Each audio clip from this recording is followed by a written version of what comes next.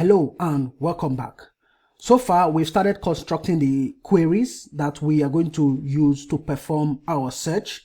Okay, we've added the first query. We want to search these fields, these different fields defined here, and then we only want to return active gigs. Okay, now the next is going to be for us to be able to search the expected delivery field. Okay, now as you can see right here, delivery time is optional. It means that probably when the user is searching for these fields, we are not going to search the expected delivery field. Okay, so here I'll say if delivery time is not equal to undefined, what we simply need to do is just push the new query into this list. So I'll say query list dot push, and then we are going to push an object, and then this is going to be query underscore string. Okay, and then fields, the field is going to be expected, let me copy it from here, expected delivery, and then the query is going to be asterisk delivery time, and then asterisk right here. Okay, so like I already said, this delivery time will be used for filtering. Okay, so maybe the user has a type search for documents, and then the user has result being displayed, and then the user wants to filter by the expected delivery date. So for example, the user has 20 documents or results from the previous search from this query, and then the user wants to filter the results of this query. Okay, so the user wants to get results based on the expected delivery. That is where this particular query will be called. Okay, but by default it's going to be undefined. Okay, and then the next one is we want to perform some range checks. Okay, so we want to check the price because the price is a number. You can see it right here, it's a number. Now we want to get every document that matches the minimum and the maximum that the user will input. Okay, so the user will use the minimum and the maximum fields to filter as well. So every document that matches the minimum and maximum, that is in between the minimum and maximum, we are going to return. And we are going to do that by saying if, okay, and here we are going to check if this actually is a number. Okay, I'll say if not is NaN. Okay, and then we pass int. Okay, so what this simply means is we are just making sure that it's the number exists. So we check is returns a Boolean value that indicates whether a value is the reserved value or it's not a number. Okay, so if it is a number, okay, and then we cast it, if the minimum, and then we do the same for the maximum, and this is going to be maximum. Okay, we also push to this list, but we're going to do it a little bit differently. So here, instead of query string, we're going to use range. So range object, and then what field do we want to check? We want to check the price field, and then the price field, we want it every document where the price is greater than or equal to the minimum, and also less than or equal to the maximum. Okay, this is just what we need to do. So every document where the price is greater than or equal to the minimum, or the price is less than or equal to the maximum, then we want to return that document as well. Okay, now let us use our Elasticsearch client. So here I'll say const results. We are going to get a search response, okay, equal to await Elasticsearch client, okay, dot search. Okay, Elasticsearch client dot search, and now we need to pass in some parameters. What is the name of the index? It's called gigs. This is the name of the index. what is the size? Okay, so we are going to pass the size from here. Okay, this is supposed to be size. We're going to pass the size from here.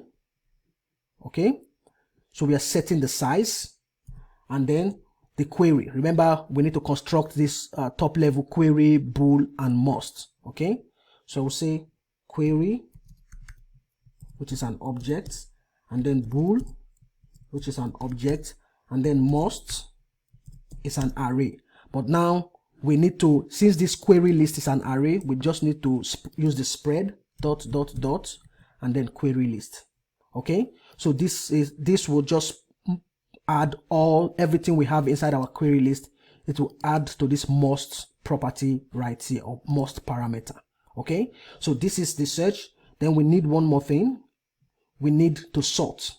Now the reason why we are adding sorting is simply because of the pagination. Okay, now on the search page we are going to implement the forward button and the backward button.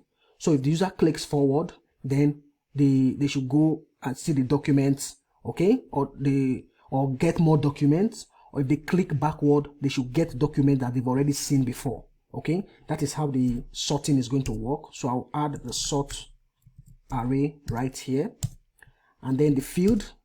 Now let's go back to our document.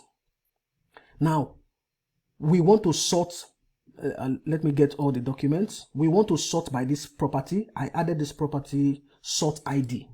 Okay, so every document that we're going to add will have a sort ID. Okay, so as we add it to Elasticsearch, it will get a sort. So the first document will have a sort ID of 1, the second document 2, just like that. Okay, so this document will help us in our sorting. Okay, that is why we added it. And if you can check, the other one is 19. I think this is in decreasing order. The other one is 18. You can see the way it's by default decreasing order. Okay, so here we're going to search by the sort ID. This sort ID was not added by Elasticsearch. I added it myself, okay, so that I can use it for searching.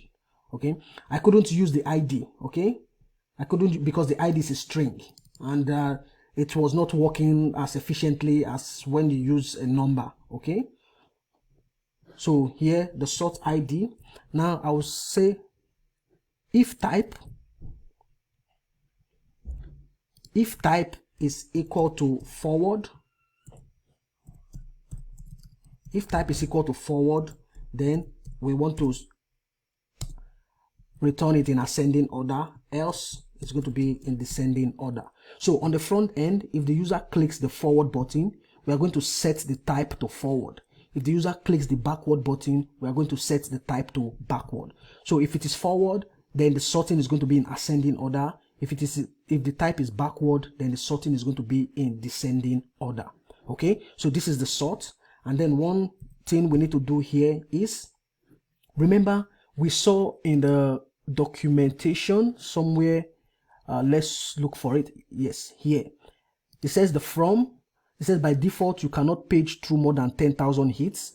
To page through more hits, use the search after. Okay, so here now we are going to use a search after property. And how do we use it?